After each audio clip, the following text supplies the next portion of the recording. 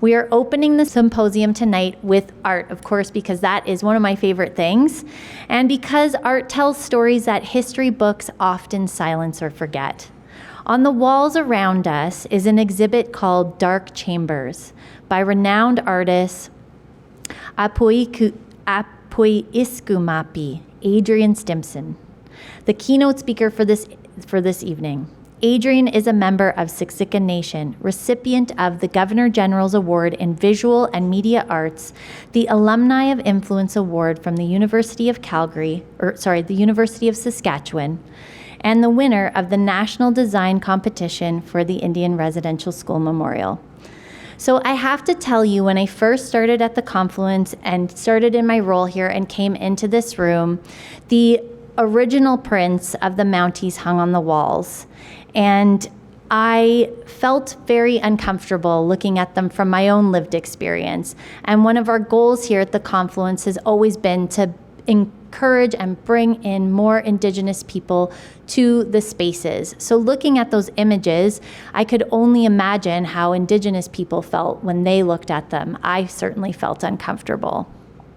So I had them removed, and I knew that we would be putting them back on the wall, but certainly we wouldn't be bringing them back until we had an artist's response to them.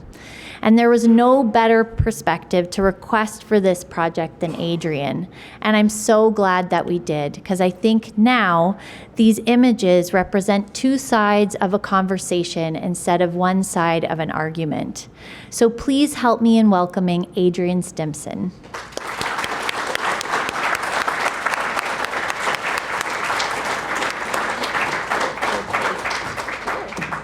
Elders, ladies and gentlemen, the folks at the Confluence, so good to see you all here this evening. Hello, all our relations. Nistuti Danako Apoyiskumapi Iksukuauta. My Blackfoot name is Little Brown Boy, and I'm part of the Heavy Shield clan. I am part of Natasapi, or Old Sons clan in North Camp, his traditional territory at Siksika. Thank you, Elder, for the blessing this evening. I was backstage, so it was really nice to hear that. It's always good to open in a good way. First off, I would like to thank the Confluence for inviting me to take part in 150 Years Later, reflecting on Fort Calgary legacy, and for creating a space for artists to have the opportunity to reflect on this site and its history, in my case, from a Blackfoot perspective. This site has been a gathering place for many years. It has undergone many transformations. Pre-contact, it was a sacred place. The Eagle Rib Camp was known as a place for healing. It was strategic junction. The meeting of the Elbow and Bow Rivers was a natural place to gather, fish, hunt, and trade. Given its history as a place to gather for Indigenous peoples from time immemorial, it was naturally suited for settlement, and thus Fort Calgary was established. The site continued to transform once the city of Calgary was established. Most notably, it became a train hub, the gateway to the Rockies, and the national dream of Canada. The reestablishment of its historical significance through the excavation and rebuilding of the fort has brought us to this milestone, specifically reflecting on the history of the Northwest Mounted Police, RCMP. Its evolution continues. The City of Calgary, in partnership with the Confluence and many others, will be the site for the Indian Residential School Memorial, a commitment to truth and reconciliation, the vision and hard work of many survivors, allies, and individuals. I, along with Ground Cubed, the many folks there, Greg Stewart, Michael, Emma, Sahid, are most honored to have our design chosen. Thank you. The Wandering Spirit, a place of reflection and healing, ceremony honoring the survivors, lost children, and intergenerational trauma will bring us back to the tenets of the Eagle Rib Camp. Healing. This will again be a place of gathering, most likely fishing, and the trading of stories. Colonial histories, I often describe them as the good, bad, and the real ugly. As we know, there are many perspectives that form our understandings of history, some romantic, few critical, and mostly very disturbing. I begin with my own stories. When I first moved home to the Siksika Nation in 1974, after many years of being in and around residential schools, I began to form my understandings of Blackfoot relations with the RCMP. It was an adversarial one. If anyone present that can recall what it was like on First Nations in the 70s, I think you will agree with me that it was the Wild West. The trauma of residential schools and the intergenerational trauma were very present. Addictions played out violently in every aspect of our lives. Social disruptions were commonplace, and the RCMP were everywhere. I imagine it was a continuum of the earlier installment of the Northwest Mounted Police through Fort Calgary to police the whiskey trade and decimation of the bison. In this stead, the decimation of the people. Fights were regular, death was constant, and sadly, still is. Policing a must, yet fraught with authoritarian, oh my God, I'm gonna stumble over words tonight. Authoritarianism, patronization, and overt racism. Police were not respected, but feared, and often rightly so.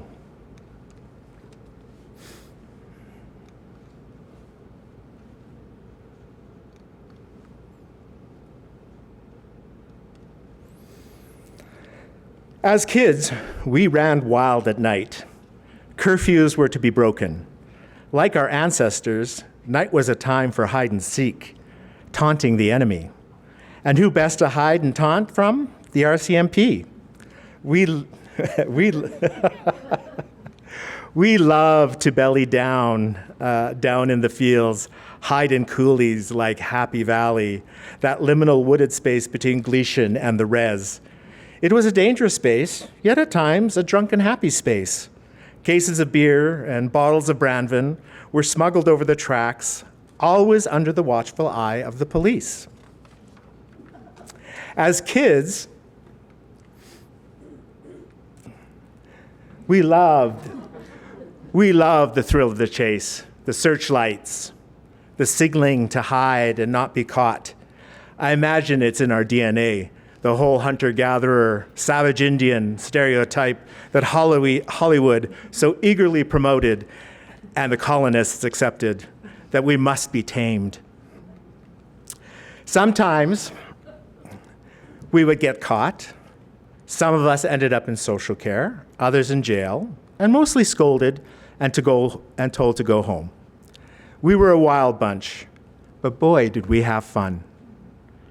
Another encounter I had with the RCMP was around my home, the former garden of the Old Sun Residential School, a large pasture for Nation members, cattle and horses, an area full of wildlife, mostly gophers, weasels, coyotes, and badgers. Always carry a stick for protection, my dad would say, qualifying that with just avoid and respect their space. On one of my journeys of the territory, which is part of my ancestral territory in North Camp, that being part of my grandfather Old Sun's clan, I came upon a badger. Not expecting it, and with dogs in tow, a fight broke out, and I was left to mediate. Oddly, at that very moment, an RCMP cruiser drove up. Odd because there was mostly just wagon trails, not suitable for vehicles, really. And what the heck was he doing out here anyway? It stopped at the commotion. The young constable jumped out and drew his revolver, pointed it at the badger, at which point I yelled, "Stop!" His drawn gun startled me, and there was no reason to kill the badger, let alone maybe hit my dog by mistake. To his credit, he stopped and looked at me. I said it will be okay, just back up. He put his revolver back in his holder, and we all backed up together. I called the dogs, and the badger withdrew back to its set. All was calm. The officer kind of looked at me confused and what I thought disdain. I think he wanted to shoot the badger, but the protest of an 11-year-old boy outgunned him. It was the first time I felt I had power and authority over the police. He listened and did what I said. Odd was that? My experiences with the RCMP after that was a dichotomy of mistrust and trust. Watching them manhandle and brutalize nation members coming out of the Queen's Hotel, stopping vehicles for no reason, my own cousin Norton's death in custody from hanging in the cells of the Galician detachment, an incident I still wonder about. To my father becoming, I believe, the first Indigenous Justice of the Peace for Alberta. There was now a good reason for these cruisers to traverse those back roads coming to my home to get signatures for warrants, subpoenas, and the likes. Alternatively, my dad going to the detachment to conduct hearings, bail, relate charges, or preside over trials for minor offenses. Mostly for our members, and maybe Ralph Klein.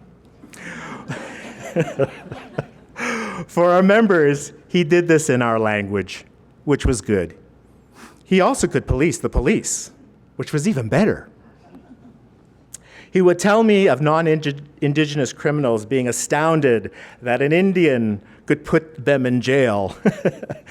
We had nation members become RCMP, Muriel Manyheads Kirby, Dusty Redgun, Leonard Solway, Jordan Cutter, Kylie Melting Tallow, Autumn Jerry, and Leonard Good Eagle.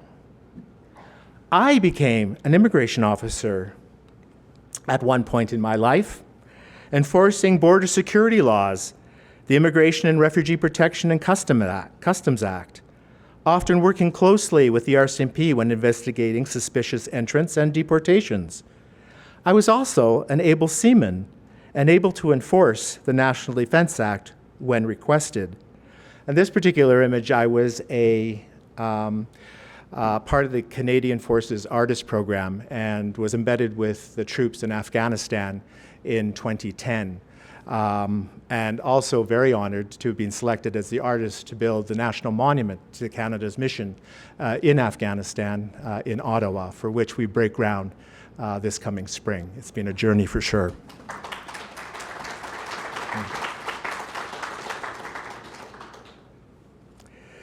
Needless to say, my view and relations with the RCMP improved, getting back to the good, the bad, and the real ugly of the RCMP, the real ugly outright racism, residential school enforcement, starlight tours, and neglect of duty when it came to murdered and missing Indigenous women, girls, and two-spirited people. The bad abuses while in custody and questionable practices of profiling, and the good, like all human beings, good relationships depend on trust and openness. My nation has entered into many agreements with the RCMP in building trust, the historical Chief Crowfoot support of the Northwest Mounted Police in combating the whiskey trade, Blackfoot names, blessings, TP transfers, and cultural sensitivity training. We have had, then didn't have, and now have again our own police services, officers Dion Daniels,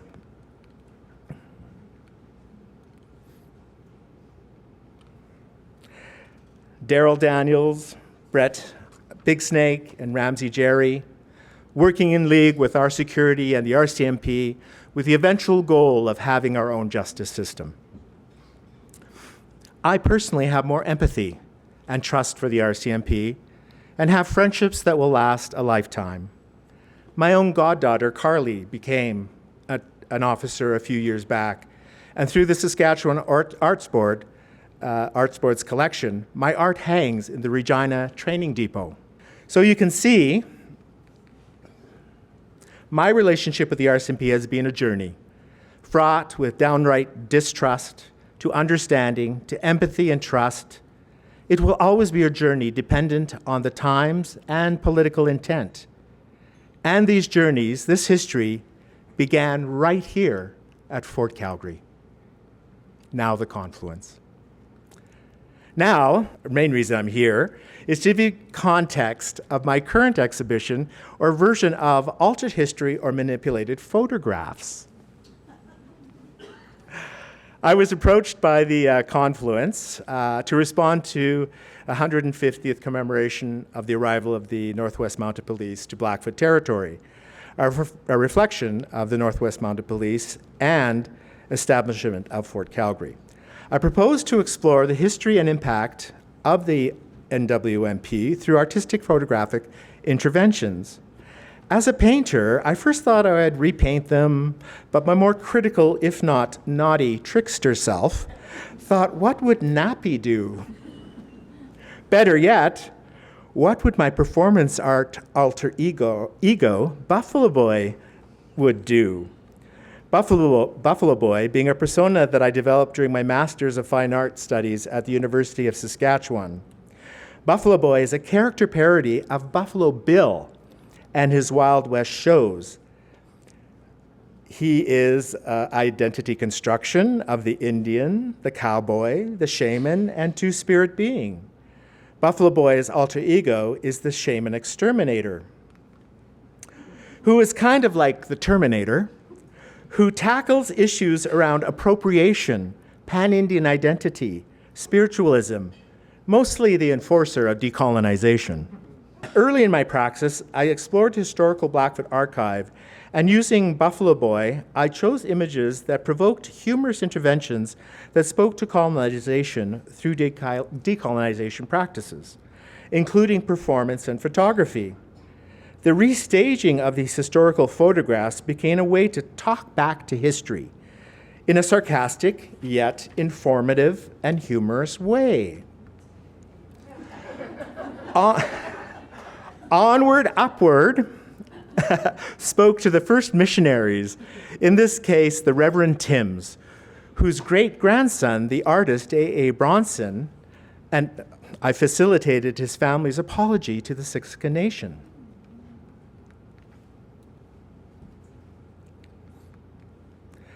Sketches of Indian life, the education of the Indian.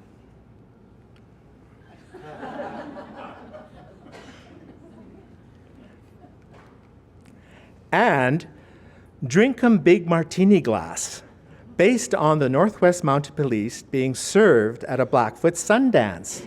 Now, my investigation of this particular photograph, they were actually being served alcohol, as the bottle, if you see in the middle there of the table, is a gin bottle. And that was early photoshopping. The white heart covered the gin label. So go figure, they're being served gin at a Sundance by Blackfoot people. Like, oh.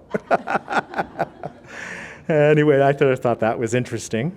So I kind of talked back to that one. Okay, now, for this project, I chose 4 photographs to respond to. James Oliver Phipps, RNWMP, Royal Northwest Mounted Police.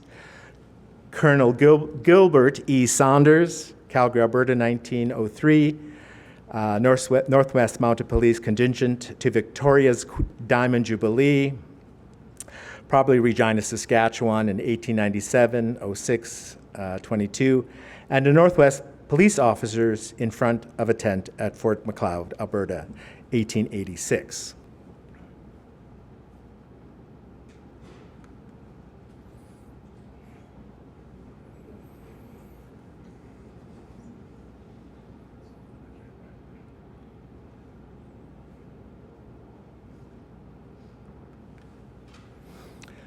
The dark chambers of photography began prior to the 18th century. The early pioneers of photography took real life and turned it upside down and reversed what was in front of them. Like Narcissus, upon seeing these images for the first time, we fell in love with our own reflections. As the Australians say, we loved ourselves sick.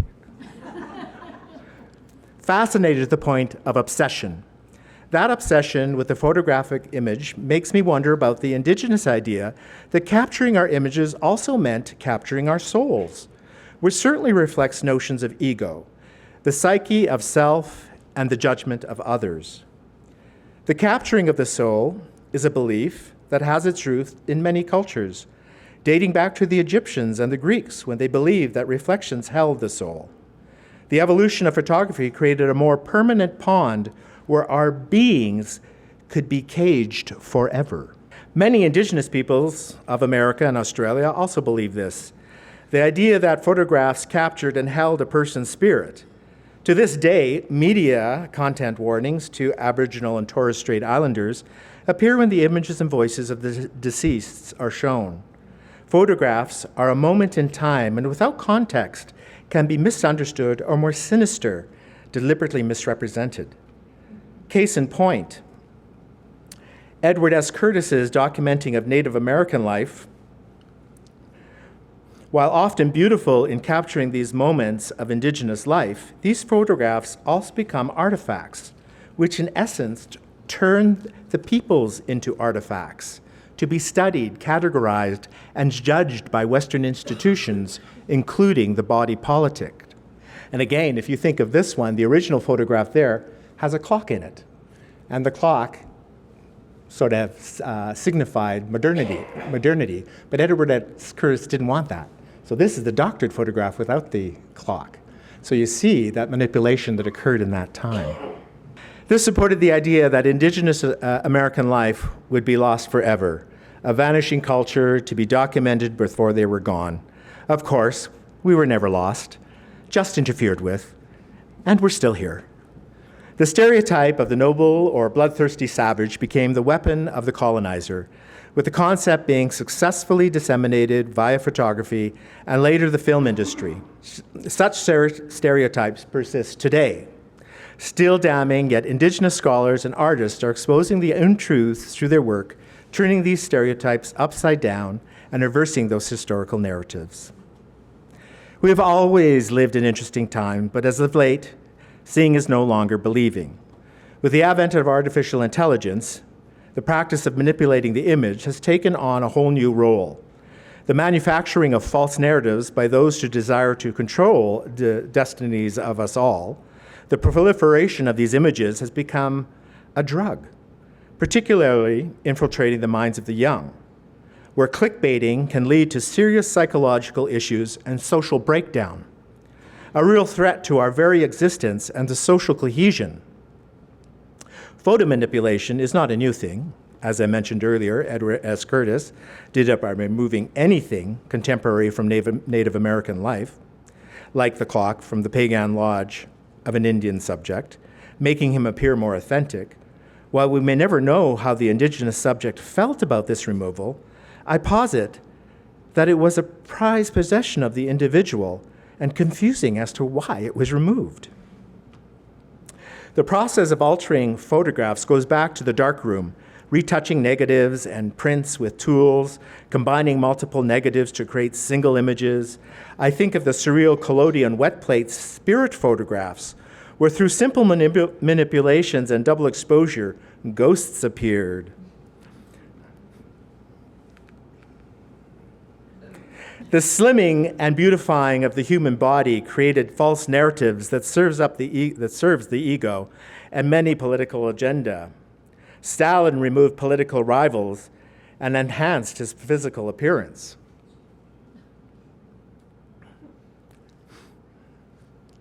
Or his physique, more likely. Which brings us to today. AI is rampant. It's very hard to believe in any images anymore.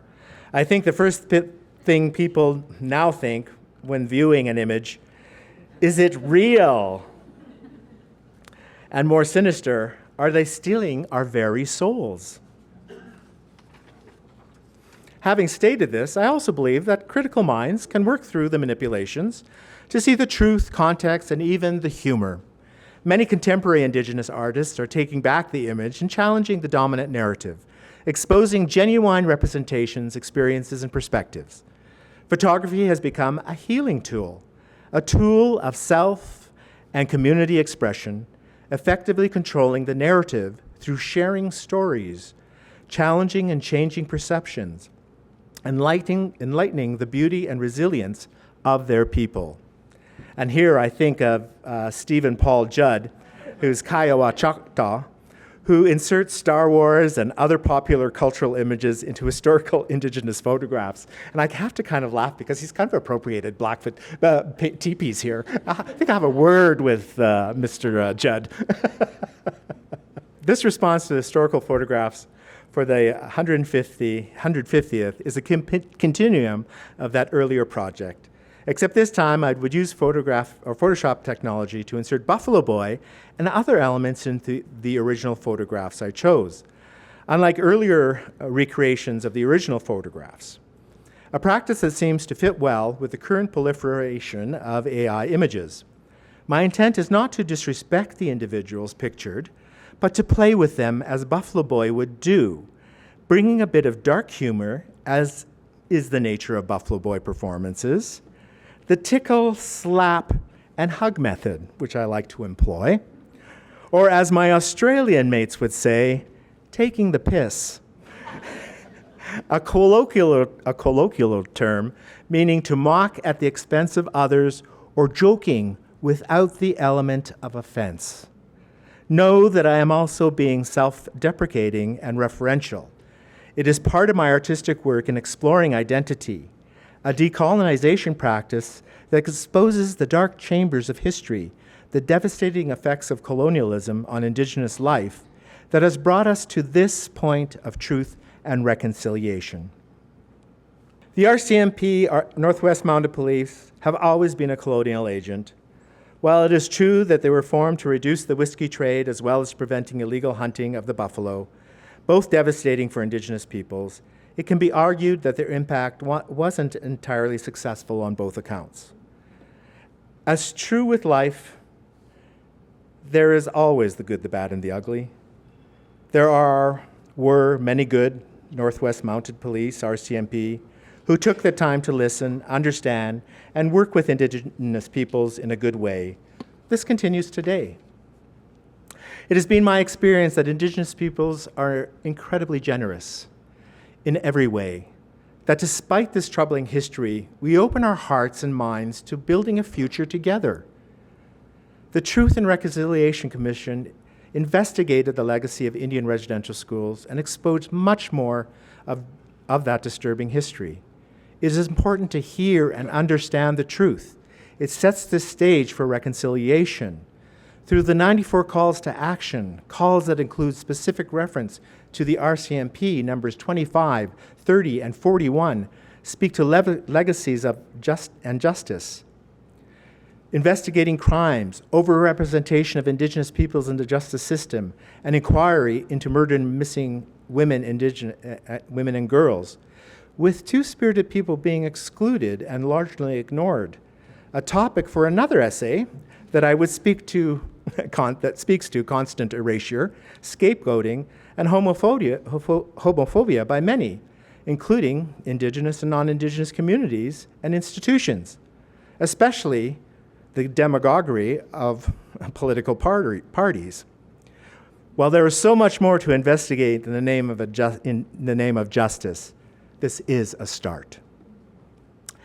There will always be setbacks and the danger of political reversals, yet I see the concerted effort of many to make meaningful change.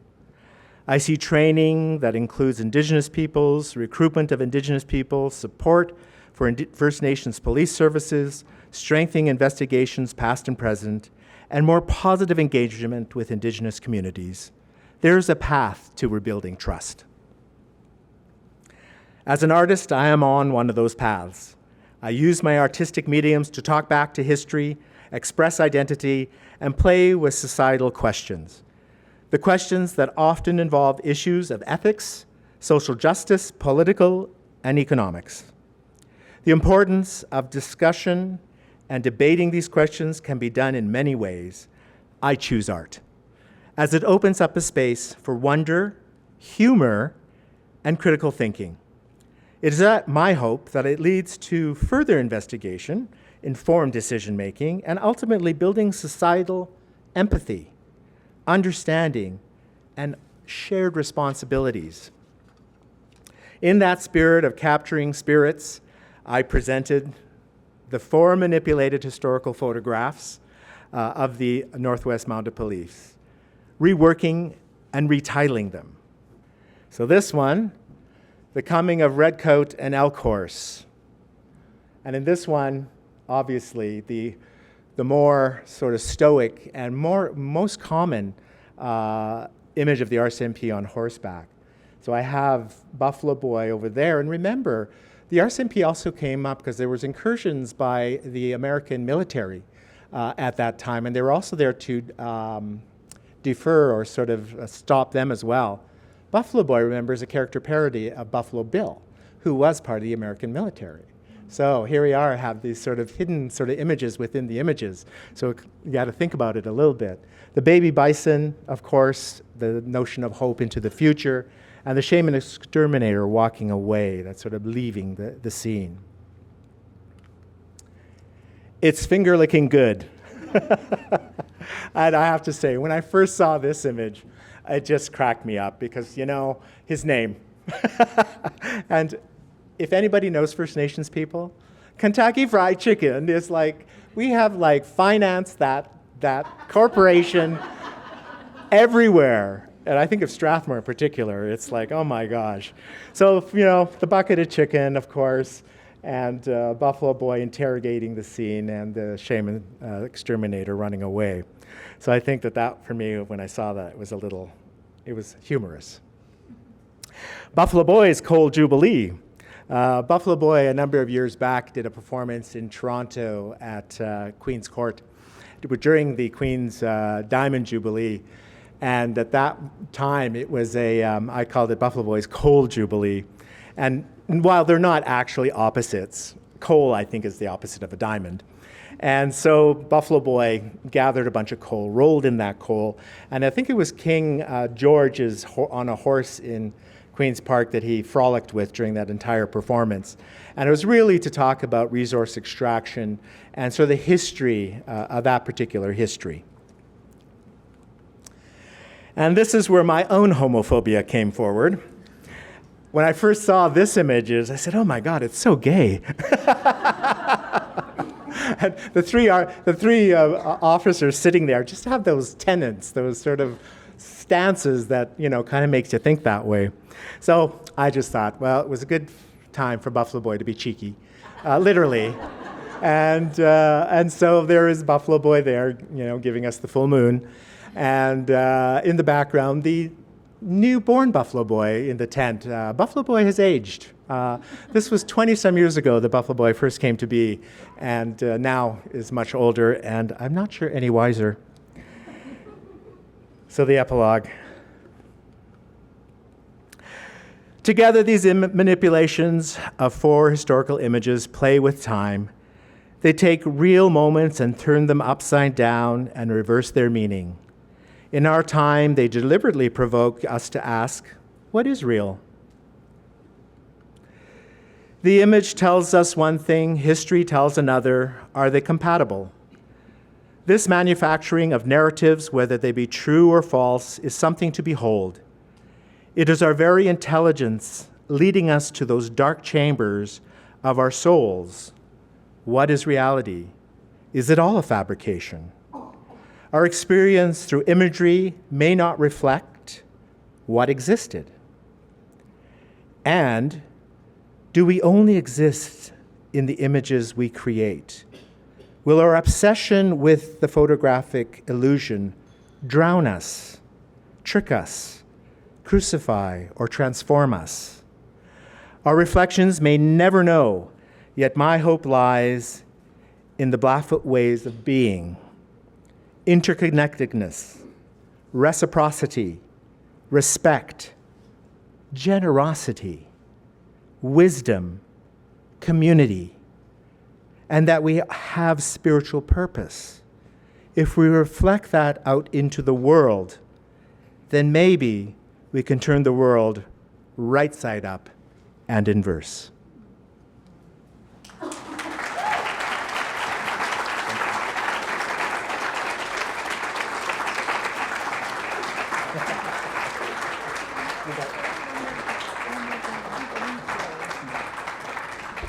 Wow, that was amazing. That was really great. I hope you enjoyed that as much as I did. Thank you so much again, Adrian.